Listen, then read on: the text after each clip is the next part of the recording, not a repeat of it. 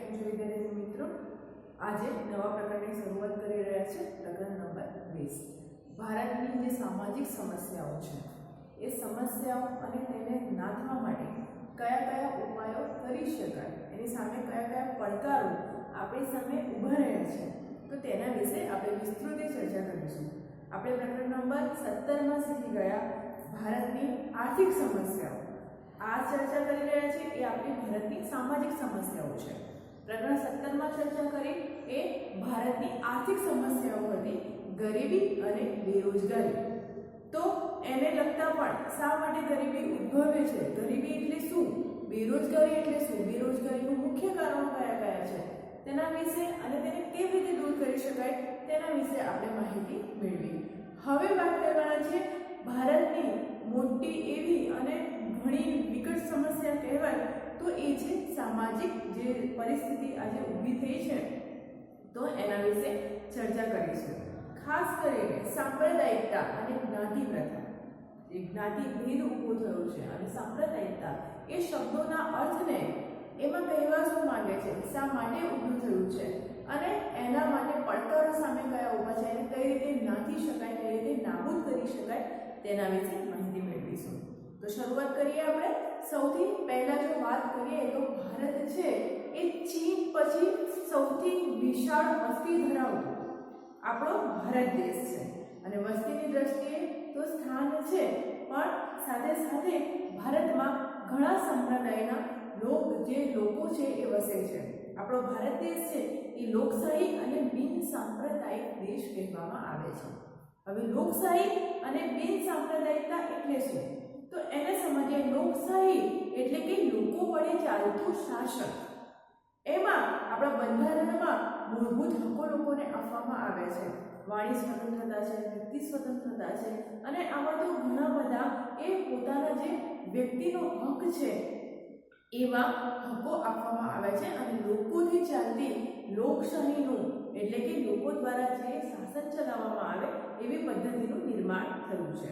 સાથે સાથે બિન સાંપ્રદાયિકતા એટલે શું, તો કોઈ પણ એક ધર્મ કે એક જૂથને, એક સંપ્રદાયને મહત્વ આપવાના બદલે સર્વધર્મ સમભાવ એટલે બિન સાંપ્રદાયિકતા કહેવાય. કે કોઈ પણ એક ધર્મનો પક્ષ નહીં લેવાનો, કોઈ પણ એક ધર્મના સંપ્રદાય છે એનો પક્ષ નહીં લેવાનો, એવા કોઈ પણ પક્ષપાત વગર સર્વધર્મને એટલે કે બધા ધર્મોને એક રાખે એને કહેવાય બિન સાંપ્રદાયિકતા.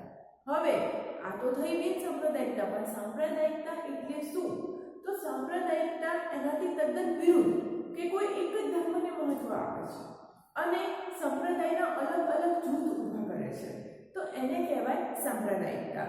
એટલે પોતપોતાને એવું કહેવાય છે ને કે જ્ઞાતિ પ્રથા, પોતપોતાના વાડા ઊભા કર્યા છે ધર્મના નામે, સમાજના નામે. તો આ છે સાંપ્રદાયિકતા અને એ બહુ એક સંકુચિત ખ્યાલ છે કે જે આપણા ભારત દેશને એટલે આપણા રાષ્ટ્રના વિકાસ સામે અને સમાજ અને લોકો સામે પણ એ નુકસાનકારક છે. ક્યાં જ્ઞાતિ પ્રથા, નાત જાતના જે વાડાઓ કરીને ઊભા થાય છે, અંદરો અંદર લોકો લડે છે અને જે ભૂતકાળમાં બની ગયું એ જ ભવિષ્યમાં હાલ પણ ચાલી રહ્યું છે સમાજના વિકાસના સાથે સાથે. કે અંદરો અંદર લોકો ઝઘડે છે, જ્યારે પણ ઘરના સભ્યો, કુટુંબના સભ્યો કે કોઈ દેશના સભ્યો હોય, અંદરો અંદર જ્યારે લડે ત્યારે જે બહારનું શાસન છે કે બહારના વ્યક્તિઓ છે એનો હક, એનો જોર કરી જાય, એ સમયે એ લાભ ઉઠાવી જાય અને એ આપણા દેશના વિકાસ માટે પણ એ જોખમી પરિસ્થિતિ છે એ કહેવાય. તો આપણે વાત કરીએ બિન સાંપ્રદાયિકતાની. સાંપ્રદાયિકતા ભારતના લોકો, જે ભારત દેશ છે, આપણને ખબર છે કે 100 વર્ષ સુધી અંગ્રેજોના શાસનમાંથી ગુલામ રહ્યા આપણે અને એ અંગ્રેજોના શાસનમાંથી આઝાદી મેળવતા કેટલાય જે આપણા દેશના સેવકો છે, કે આપણા દેશના સેવકો તો ના કહેવાય પણ વીર જવાન કહેવાય. તો વીર જવાન આપણા જે શહીદો થઈ ગયા અને સાથે સાથે એમણે ઘણી બધી પોતાની આહુતિ આપી. ઘણા બધા લોકોએ અલગ અલગ ધર્મ, અલગ અલગ જાતિ, અલગ અલગ સંપ્રદાયના લોકો હતા, તો બધાએ પોતપોતાનો ફાળો આપે છે આપણા ભારત દેશને સ્વતંત્રતા અપાવવા માટે. એટલે એ સમયના લોકો છે એ સમયના લોકો આટલા સંકુચિત વિચારસરણી નહોતા ધરાવતા. બધા ભારતના લોકો, આમ અમે ભારતીય છે એ ભાવનાથી કે સૌપ્રથમ આપણે ભારતીય, આપણા ભારત દેશ એ આપણી માં સમાન છે અને એ માને આપણે અંગ્રેજોની આઝાદી, એમની ગુલામીમાંથી મુક્ત કરાવવા માટે આપણે આઝાદી અપાવવાની છે. અને એ ભાવના સાથે દરેક ધર્મના લોકોએ, દરેક સંપ્રદાયના માણસોએ સાથે મળીને આપણા દેશને આઝાદ કરાવવા માટે બહુ મોટી આહુતિ આપી છે. અને આ બલિદાન છે એ નાનું સરખું નથી, એ બહુ મોટું બલિદાન છે. એ સમયે જ્યારે તેમણે સંઘર્ષ કર્યો હશે એ પરિસ્થિતિ કેવી હશે એ તો આપણે અનુભવી પણ નથી શકતા. તો વાત કરીએ આપણે સાંપ્રદાયિકતાની. સાંપ્રદાયિકતા શું છે? તો ધર્મ છે એ શ્રદ્ધા અને આસ્થાનો વિષય છે. હા હોય, દરેક ધર્મના લોકો વસે છે ભારત દેશમાં, અલગ અલગ જ્ઞાતિઓ પણ વસે છે અને દરેક ધર્મ એટલે કે ધર્મ વસ્તુ છે એ શ્રદ્ધા અને આસ્થાનો વિષય છે. ધારો કે મને કોઈ ભગવાન માટે આસ્થા જાગે તો હું એ ભગવાનનું નામ લઈ શકું છું, એ ભગવાનનું સ્મરણ કરી શકું છું, પણ એ મારી ધર્મ અને મારી શ્રદ્ધા આસ્થાનો વિષય છે. એ ફરજિયાતપણે હું બીજા માટે લાગુ પાડી શકું નહીં. એ કોઈ વ્યક્તિ અલગ ધર્મમાં માનતો હોય તો એ એની શ્રદ્ધા અને આસ્થાનો વિષય કહેવાય. પણ એ ધર્મના નામે જો અંદર સંકુચિતતા કે પછી ધાર્મિક કટુપાત ઊભું થાય તો એ વસ્તુ ત્યાં વિપરીત અસરો ઊભી કરે છે. તો અલગ અલગ ધર્મના લોકો હોય, ધર્મ એ આસ્થા અને શ્રદ્ધાનો વિષય છે. એટલે કે માનવી છે એ કોઈને કોઈ તો ધર્મ કે સંપ્રદાયમાં માનતો જ હોય છે. આપણે દરેકને ભગવાન હોય છે, આપણે દરેક વ્યક્તિઓનો ધર્મ હોય છે અને આપણના ધર્મ માટે આપણને માન હોય છે. જેવું આપણને આપણા ધર્મ માટે કે આપણા ભગવાન માટે માન હોય છે, એવું જ આપણે અન્ય ધર્મના લોકો હોય એના ધર્મને પણ આપણે એટલું જ માન આપવું જોઈએ. અને એ એક સાચા નાગરિક કે સાચા વ્યક્તિ તરીકેની આપણી ફરજ છે.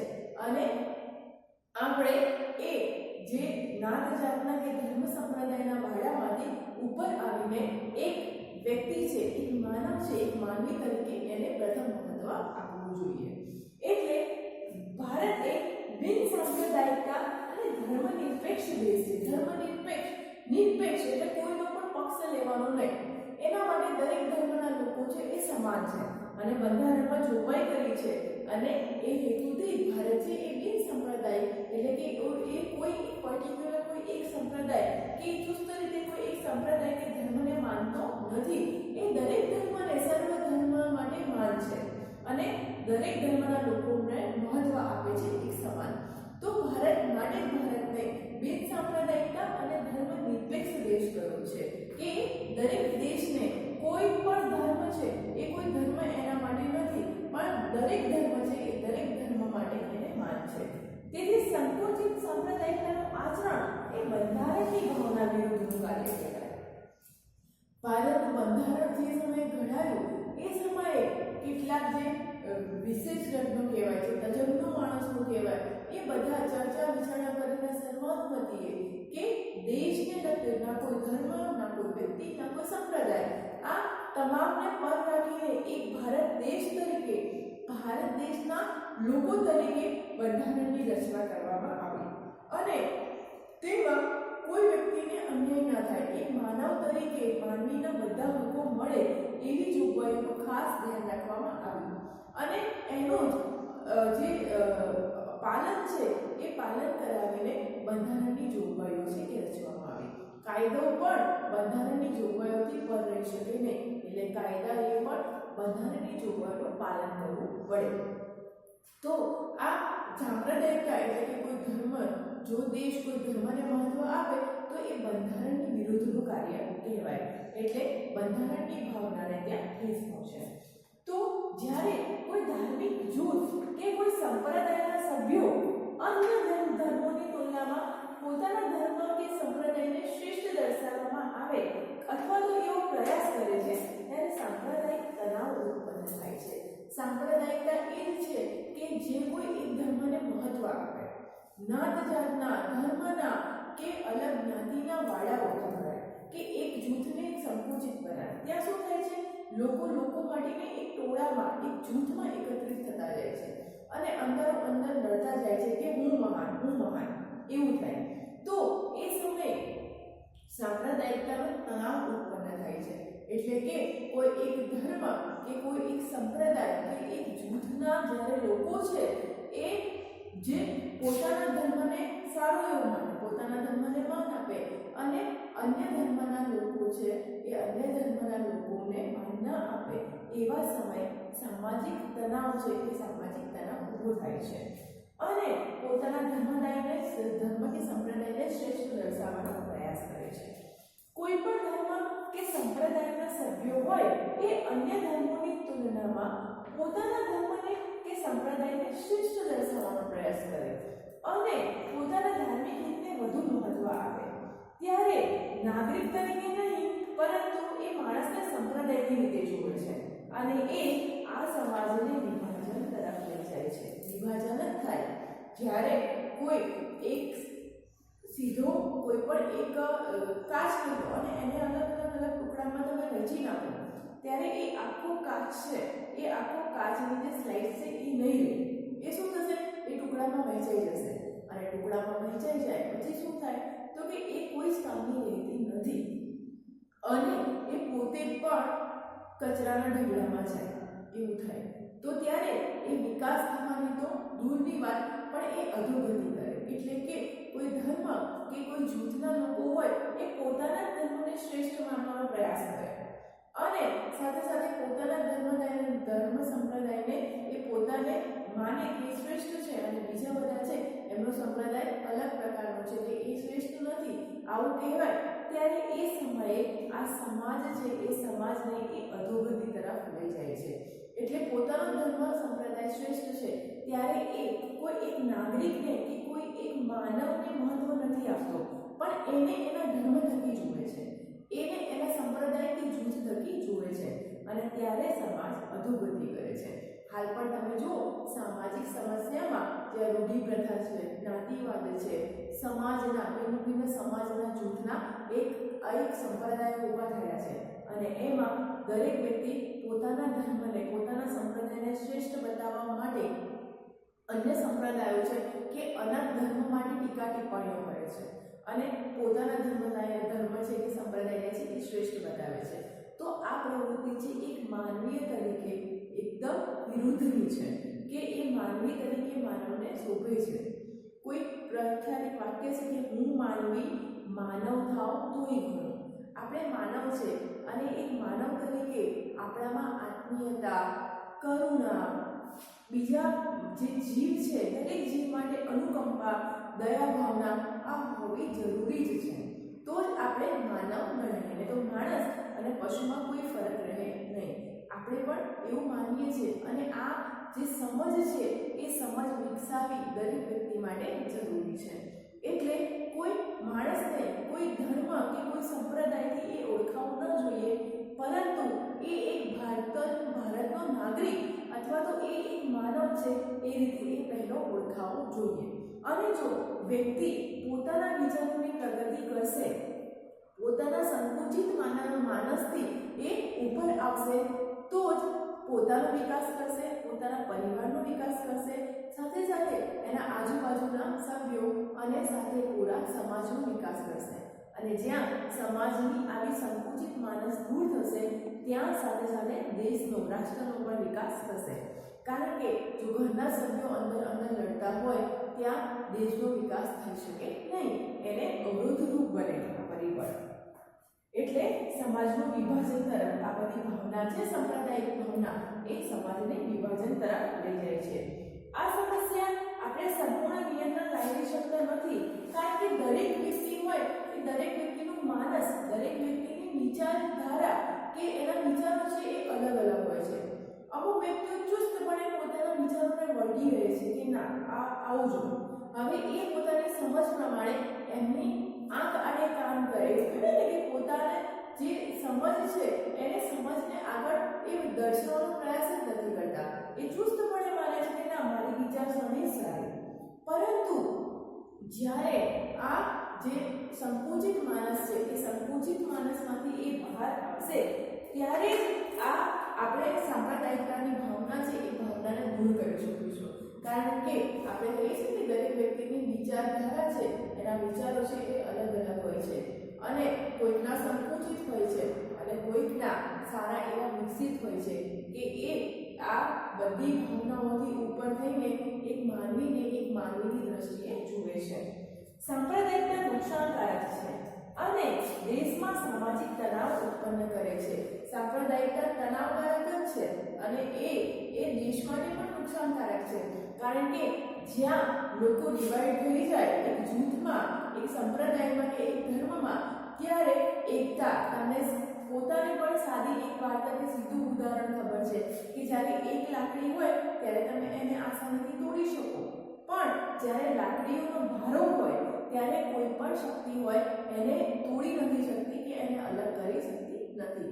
સેમ એવું આપણા દેશ, આપણા સમાજને પણ લાગુ પડે છે કે અંદરો અંદર આ અલગ અલગ સળીઓ છે, અલગ અલગ લાકડીઓ છે, જ્યાં સુધી અલગ હશે ત્યાં સુધી એ આસાનીથી બહારના દેશો, અંગ્રેજોનું આપણા દેશમાં આટલા વર્ષો સુધી શાસન પણ એના પાછળ પણ આ જ પરિબળ જવાબદાર હતું કે અંદરના લોકો અંદરો અંદર લડતા હતા અને એના કારણે અંગ્રેજોએ પણ આ શું કર્યું, ભાગલા પાડો અને રાજ કરોની નીતિ છે એ અપનાવી.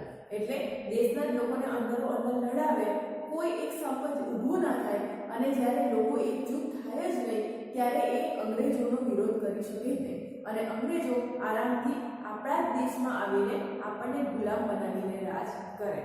તો એ પરિસ્થિતિમાંથી બહાર તો નીકળી જ ગયા, પરંતુ આ આધુનિકતા સાથે સાથે આપણે આપણા વિચારોને, આપણે આપણા માનસને પણ બદલવાની જરૂર છે. તો જ સમાજનું અને દેશનું પરિવર્તન થશે અને વિકાસ થશે.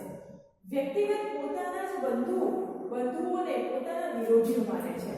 સમાજમાં મતભેદ, હિંસા, રાષ્ટ્રીય ઘૃણાનું વાતાવરણ ઊભું થાય છે. એટલે સમાજના લોકો છે એ પોતાના સમાજના વ્યક્તિઓને સર્વશ્રેષ્ઠ માને છે અને બીજા વ્યક્તિઓને પોતાના ભાઈ, મિત્ર ભાવથી એ જોતા જ નથી. એટલે ત્યાં જે ભેદભાવ, મતભેદ છે, હિંસા છે, ઘૃણા છે, આ બધું ઉત્પન્ન થાય છે અને આના લીધે સામાજિક તણાવ તો ઊભો થાય છે, પણ સાથે સાથે દેશના હિતને પણ નુકસાન પહોંચે છે. આ બધી બાબતો છે એ લોકશાહી વિચારધારા, રાષ્ટ્રીય એકતા અને રાષ્ટ્રના એકતા માટે ખતરારૂપ બની રહે છે, કારણ કે લોકો જ્યારે અંદરો અંદર લડતા હશે ત્યારે ક્યારેય એ એકજૂથ થશે નહીં અને ક્યારે સાથે મળીને એના સમાજનો વિકાસ કરી શકશે, ના પોતાના દેશનો. આ બધી બાબતો છે એ લોકશાહી, કારણ કે ત્યાં લોકોના હક્કો છે એ સરખા ભાગે મળતા નથી અને સામાજિક એકજૂથતા પણ ઊભી થતી નથી. સરવાળે શું થાય છે, રાષ્ટ્રના હિતને છે અને દેશના લોકોને પણ નુકસાન પહોંચે છે. હવે આગળ જોઈએ કે આ સમસ્યા તો ઊભી થાય છે, પણ આ સમસ્યા માટે આપણે સંઘર્ષ કરવો જરૂરી છે. એવું કહેવાય છે ને કે એક ભણેલો શિક્ષિત વર્ગ એ એક સારા સમાજનું નિર્માણ કરી શકે છે, કે સાથે આપણા વિચારોમાં આપણે ભણીને આપણા વિચારોને વધારે વિકસિત કરીશું અને સાથે સાથે આ પડકારો તો ઊભા થયા છે, જે સમસ્યાઓ ઊભી થઈ છે એ સમસ્યાઓને નાબૂદ કેવી રીતે કરવી, એ સમસ્યાઓને નાથવી કેવી રીતે, તો એના માટે સંઘર્ષ કરવો પડશે કે ખોટું છે તો એ સામે એને દૂર કરવાના પ્રયત્નો છે એ પ્રયત્નો કરવા પડશે. તો સાંપ્રદાયિકતા સામે સંઘર્ષ એટલે કે એને દૂર કઈ રીતે કરી શકાય. સૌપ્રથમ તો નાગરિક અને સરકારે આ સાંપ્રદાયિક તત્વો છે એ તત્વો પર સખ્તાઈથી એનો સામનો કરવો પડશે અને તેને દૂર કરવા પ્રયત્ન કરવા પડશે. જો કોઈ વ્યક્તિ સરેઆમ કે ખુલ્લેઆમ કોઈ વ્યક્તિને મારતું હોય અથવા તો કોઈ સ્ત્રી હોય, હવે એક મહિલા હોય, એ મહિલાને ખુલ્લેઆમ મારતું હોય તો શું થશે? મોટા ભાગે ટોળું ભેગું થઈ જશે અને એ ટોળું ભેગું થઈને હવે તો નવો ટ્રેન્ડ આવ્યો છે, વિડીયો શૂટ કરશે, વિડીયો ઉતારશે અને ટોળું ભેગું થઈને તમાશો જોશે. પણ એ જ્યારે લાગે કે આ વસ્તુ ખોટી થઈ રહી છે ત્યારે એ તમામ લોકોએ ભેગા થઈને એ જે અસામાજિક તત્વો છે કે જે આવા ભેદભાવ ઉત્પન્ન કરે છે, આવી હિંસા ફેલાવે છે, એને એકજૂથ થઈને આનો સામનો કરવો પડશે અને આવા અસામાજિક તત્વો છે કે આવું ખોટું કરનાર વ્યક્તિ છે એને દૂર કરવા પડશે. એટલે એક નાગરિક તરીકે પણ એ આપણી ફરજમાં આવે છે કે જ્યાં ખોટું થતું હોય ત્યાં બોલો, કે જ્યાં પણ જો એક ભણેલા શિક્ષિત વ્યક્તિ તરીકે તમારામાં એટલા વિચાર વિચારો તો સારા હોવા જ જોઈએ અને એટલી તો સમજ હોવી જ જોઈએ કે જ્યાં અન્યાય થાય છે, જ્યાં ખોટું થાય છે, ત્યાં એનો સામનો કરવા માટે ઊભું રહેવું પડે. તો સાથે સાથે સરકારે અને નાગરિકે પણ આ જે તત્વો છે કે આવા જે સામાજિક પડકારો છે એને દૂર કરવા માટે પ્રયત્નો કરવા પડશે. બીજી વાત કરીએ તો સામાજિકતા દૂર કરવાનું અસરકારક જો કાર્ય હોય તો એ છે શિક્ષણ. શિક્ષણ એક શિક્ષિત વ્યક્તિની તુલનામાં એક અશિક્ષિત વ્યક્તિ હોય એ વધારે પડતો રૂઢિચુસ્ત હોય, વધારે પડતો, કારણ કે એની પાસે એ જ વિચારસરણી હોય છે. એ ના બહારના દેશની કે બહાર દેશમાં શું ચાલી રહ્યું છે એ પોતાના એક સર્કલ સુધી સીમિત હોય છે. એટલે ભણેલો ગણેલો શિક્ષિત વ્યક્તિ હોય તો એની જે વિચારો હોય છે, એની જે ભાવના હોય છે એ એના પ્રમાણમાં એ દેશને બધા પાસાથી જોઈ શકે છે. એ એક વ્યક્તિ તરીકે નહીં પરંતુ એ દેશના હિત તરીકે એ વિચાર કરશે. એટલે જો આવી સાંપ્રદાયિકતા દૂર કરવાનું જો કોઈ શ્રેષ્ઠ પરિબળ હોય, જો કોઈ શ્રેષ્ઠ હથિયાર હોય તો એ છે શિક્ષણ.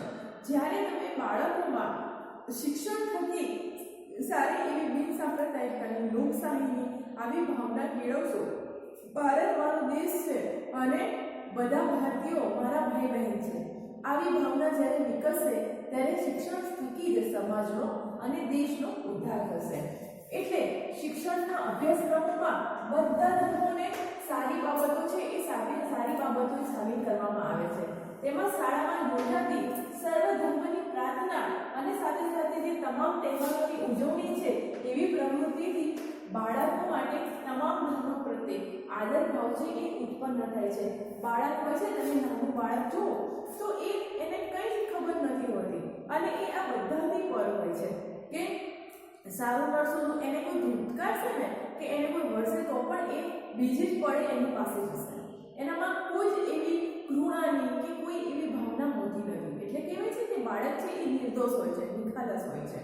તો બાળકોમાં પહેલેથી જો સારા પરિબળો કે સારા પાસા છે એનું તમે એને અભ્યાસ કરાવશો, એટલે કે આપણે સ્કૂલોમાં પણ સૌથી પહેલાં જ્યારે શાળાની શરૂઆત કરીએ છીએ, ભણવાની શરૂઆત કરીએ છીએ ત્યારે આપણે પ્રાર્થનાથી શરૂઆત કરીએ છીએ, પ્રાર્થના ગાન ગાઈએ છીએ, બીજી સારી સારી પ્રવૃત્તિ કરાવીએ છીએ, ભારત દેશ, ભારત મારો દેશ છે પ્રતિજ્ઞા લેવડાવીએ છીએ. તો આ બધા જે શિક્ષણથી સારા એવા બાળકોમાં દેશ માટેની સારી ભાવનાનો વિકાસ થશે.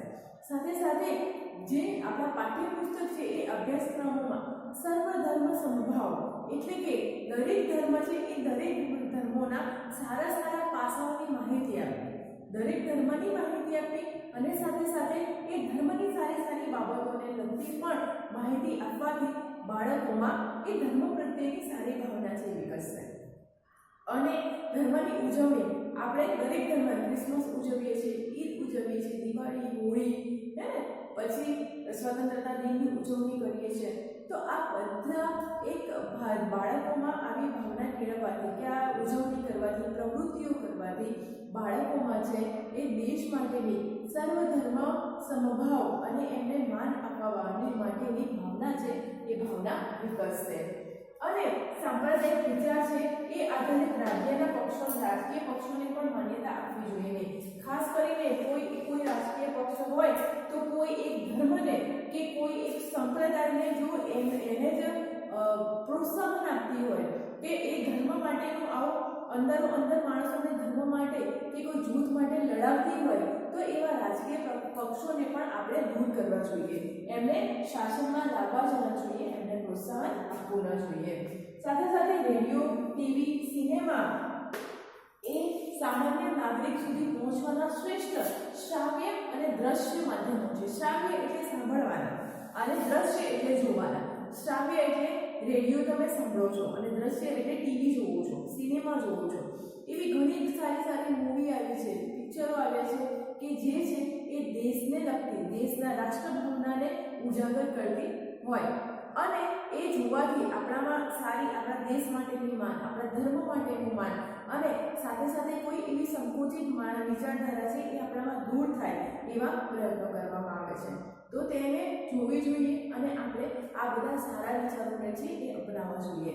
એટલે સિનેમા થકી, ટીવી કે રેડિયો થકી પણ ભારત દેશના જે નાગરિકો છે એમનામાં આવી સારી એવી ભાવના છે, દરેક ધર્મ પ્રત્યે માન આપવાની ભાવના છે એ વિકસાવવી જોઈએ. તેમણે સર્વધર્મ સમભાવ અને સહિષ્ણુતાનો પ્રચાર કરવો જોઈએ અને પ્રસાર પણ કરવો જોઈએ. ધાર્મિક વડાઓ અને રાજકીય નેતાઓ છે એ રાજકીય નેતાઓ સાથે મળીને સામાજિક ઉદ્ધારનો અને સાંપ્રદાયિકતાને નાથવા માટેનો પ્રયાસ કરશે. એ લોકોને સમજાવશે. ધાર્મિક વડાઓ હોય તો આપણે કહીએ છીએ કે આપણે આપણા ધર્મના વડાઓ હોય, જેમ કે આપણે હિન્દુ હોય તો પૂજારી હોય, પછી અલગ અલગ રીતે ધર્મના પોતાના વડાઓ હોય, તો એ વડાઓ છે એ પોતાના ધર્મને અને પોતાના ધર્મના લોકોને સારી શિક્ષણ આપશે, એમને સારો ઉદ્દેશ્ય આપશે કે જેથી એવું સારું એવું આપણે ઉપાસના કરતા હોય કે આપણે ધારો કે રામાયણ છે, મહાભારત છે, તો એ સારી એવી શીખ આપશે. તો કોઈ પણ ધાર્મિક ગ્રંથ હોય કે ધાર્મિક વડાઓ હોય તો એ થકી લોકોને સારા ઉપદેશો આપવા માટે પ્રયાસ કરશે કે જેથી કોઈ કટુતા ના વ્યાપે અને સાથે સાથે કોઈ લોકોમાં હિંસા ના ફેલાય અને દરેક ધર્મ માટે એમને માન રહે અને બિન સાંપ્રદાયિકતાનો ઉપદેશ એમનામાં ભાવ વધશે.